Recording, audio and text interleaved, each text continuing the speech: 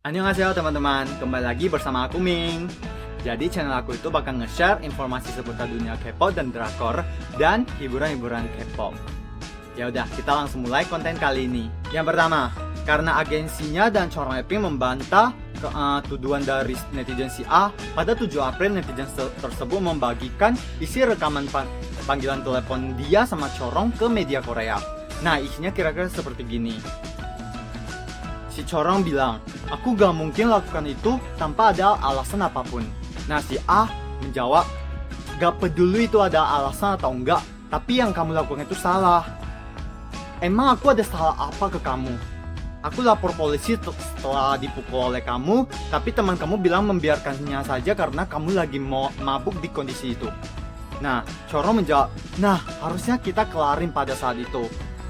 Soalnya dari DM kamu kayaknya ada kesalahpahaman antara kamu ke aku gitu. Ya emang aku harusnya bahas saat itu, tapi mungkin karena emang pada situasi itu aku lagi sedikit kesal gitu. Terus si A menjawab, kasih tahu aku apa alasannya, kenapa kamu marahnya ke aku. Nah si Chorong menjawab, seperti yang kamu bahas di DM bahwa aku lagi naksir ke seseorang.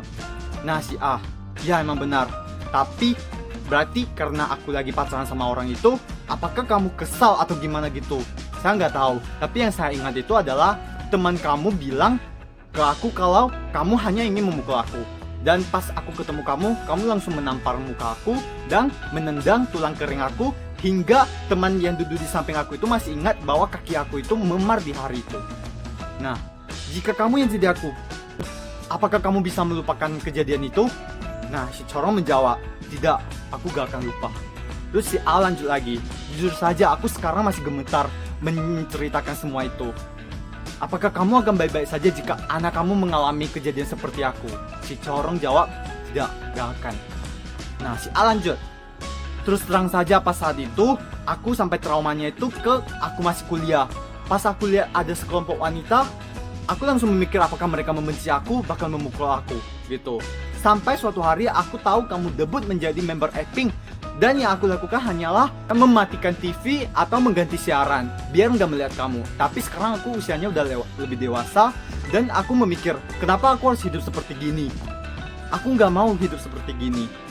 Nah, Chorong menjawab, aku benar-benar minta maaf. Seharusnya saat itu aku nggak melakukan hal-hal itu. Nah, harusnya aku bicara dengan kamu pas saat itu biar nggak ada kesalahpahaman gitu. Tapi emang benar mungkin karena aku lagi ada kesal ke kamu pas waktu itu. Nah, si A menjawab, iya benar. Tapi apa enggak seharusnya kamu minta maaf ke aku dulu sebelum kamu debut jadi member Epping? Nah, bukankah begitu? Karena aku masih hidup dalam menderita. Si Chorong menjawab, sebenarnya dari aku ikut audisi hingga aku debut itu memakan waktu yang sangat pendek dan boleh dibilang terburu-buru. Ya, jadi kamu benar, aku memang gak punya waktu untuk menyelesaikan semua ini sebelum aku debut jadi idol. Nah, sampai sini bocoran dari si netizen A ini. Baru setelah itu, nah, agensinya PM Entertainment juga sudah merilis pernyataan terhadap bocoran tersebut. Jadi isinya kira-kira seperti gini. Jadi netizen A itu cuma bagikan sebagian dari panggilannya bersama si Chorong Epping. Nah, pada panggilan pertama itu sebenarnya si netizen A itu dikatakan bahwa dia mengancam si Chorong Epping tentang kehidupan pribadinya yang gak ada kaitannya sama dengan kasus tersebut. Nah, Chorong yang dengar semua yang dibicarakan oleh netizen A itu langsung minta maaf tanpa menanyakan detailnya itu kayak gimana. Soalnya mereka itu emang teman di masa lalunya dan emang si Chorong itu ingat bahwa mereka ada konflik gitu. Jadi dia langsung minta maaf. Tapi bukan berarti dia mengiyakan atas kekerasan tersebut.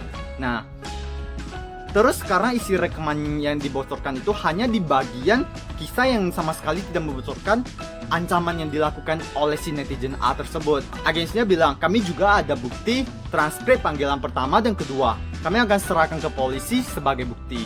Tapi karena laporan jahat netizen A itu masih berlanjut, jadi kami menahan diri dari cerita yang tidak perlu dipublish sebanyak mungkin. Nah, tapi kami akan serahkan semua transkrip jika itu diperlukan. Ya, seperti video aku sebelumnya, aku juga ada sampaikan, untuk kasus ini kita belum tahu siapa benar siapa salah. Jadi kita mending di tim netral dulu, posisi netral. Kita nggak membela si corong, juga nggak membela si netizen A. Kita lihat ke depannya dari yang lebih berkuasa menyatakan bahwa kasus ini kayak gimana. Oke, kira-kira seperti ini. Ntar kalau misalnya ada update-nya saya bakal share ke kalian lagi. Oke, lanjut. Yang kedua, Going17, acara reality show dari Seventeen itu sempat berhenti karena Mingyu 17 itu terkait kasus bullying. Tapi sebelumnya udah dijelaskan bahwa kasus ini sebenarnya hoax gitu, bukan nyata. Mingyu nggak melakukan bullying. Oke. Jadi Pledis Entertainment itu mengabarkan bahwa Going17 bakal dilanjutkan lagi pada 14 April mendatang. Nah, ini benar-benar reality show yang menurut aku bagus banget ya di kalangan idol. Soalnya bukan cuma Heret atau fansnya sendiri, melainkan non-fans juga suka banget dengan reality show Seventeen ini. Dan banyak yang jadi fansnya setelah menonton reality show ini. Jadi mari kita menantikan bersama Going17 yang lebih wow gitu. Oke, lanjut. Yang ketiga, pada 8 April Bae Ichul-san sudah umumkan nama fandomnya. Jadi nama fandomnya itu ELSE. Nah, yang artinya kemanapun mereka pergi, fansnya akan selalu bersama. Karena mereka adalah Before Anyone Else, BAE ya. S juga berarti bahwa fans adalah prioritas pertama dari mereka, karena S adalah bagian dari nama mereka, Bae Ichul-san. Dan fansnya adalah satu, dan mereka itu saling melengkapi. Wah, keren banget nggak nama fandomnya itu? Ya, selamat buat Bae Ichul-san dan fandomnya S. Lanjut, yang keempat, Victoria FS resmi keluar dari SM Entertainment. Menurut laporan, pada akhir-akhir ini foto Victoria udah dihapus dari laman webnya SM Entertainment. Nah, dirinya itu dikabarkan bakal fokus karirnya di Cina. Soalnya emang fansnya dari Victoria itu udah banyak banget kalau di Cina, popularitasnya gitu loh. Dan SM Entertainment sama hubungan Victoria itu juga baik-baik saja. Jadi ini memang udah, ibaratnya udah waktunya lah mereka menghentikan kontrak untuk mendapatkan jalan yang lebih bagus untuk masing-masing ya. Jadi semoga Victoria itu makin sukses juga ya. Oke, lanjut. Yang kelima, kabar yang gue lumayan nggak pengen tahu gitu loh, bahkan nggak pengen terjadi. Jadi petisi suara dari penghentian syuting Snowdrop itu sudah melampaui 200.000. Dan kalau di Korea mereka sendiri, ini menurut peraturan Blue House, pemerintah sudah harus respon ke petisi ini. Soalnya udah lewat 200.000. Ya ampun, gue gak rela banget ya kalau misalnya Snowdrop ini sampai nggak jadi tayang. Gue pengen lihat Jisoo Blackpink. Oke, lanjut. Yang kelima, Hybe Entertainment umumkan rencana perusahaan mereka selama 2 tahun ke depan.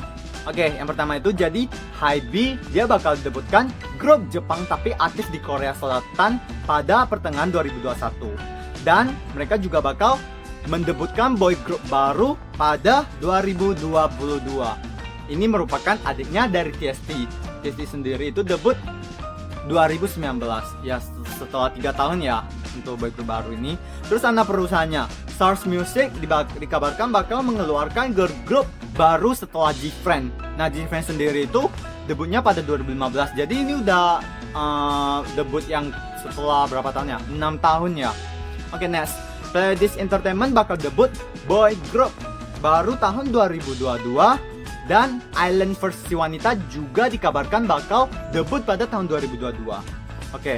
Sementara cuma ini info-info yang lebih pasti gitu loh. Soalnya kayak ada kabar dari Jiko yang merupakan anak perusahaan Hybe juga. Itu juga ada kabar bakal mengeluarkan grup. Tapi ini belum dipastikan. Masih kayak rumor aja. Jadi aku nggak terlalu share gitu ya. Masih ada. Oke, lanjut. Yang keenam dan yang terakhir. Jadi akhir-akhir ini Only One Off melakukan debutnya dengan title tracknya berjudul Libido yang mempunyai arti nafsu seksual. Ya kalau nggak salah sih gitu ya.